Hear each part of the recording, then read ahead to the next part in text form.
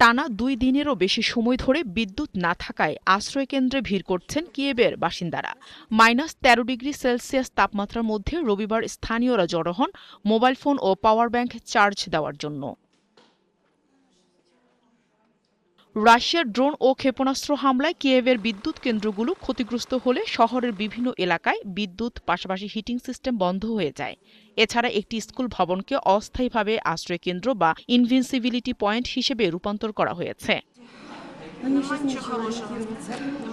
স্থানটিতে জেনারেটরের সাহায্যে ফোন চার্জ দেওয়ার ব্যবস্থা করা হয়। তবে অনলাইনে কাজ করার কারণে বিদ্যুৎ ও ইন্টারনেট ব্যবস্থা অত্যন্ত জরুরি হয়ে পড়েছে অনেকের জন্য। আমাদের কি করা উচিত? বিদ্যুৎ নেই, পানি নেই, তীব্র শীতে গরম থাকার ব্যবস্থা নেই, কিছুই নেই। এভাবেই আমরা বেঁচে থাকি।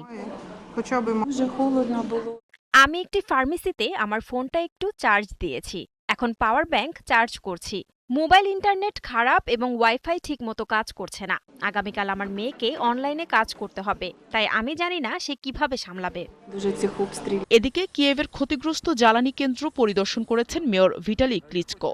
পাশাপাশি শহরের আবাসিক ভবন এবং ব্যবসা প্রতিষ্ঠানগুলোতে বিদ্যুৎ ব্যবস্থা আবারও চালু করার ব্যবস্থা করছেন তিনি।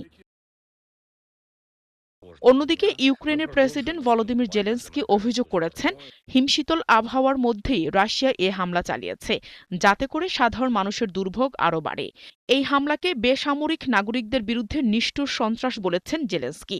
তবে হামলার বিষয়ে এখনো কোনো প্রতিক্রিয়া জানায়নি মস্কো।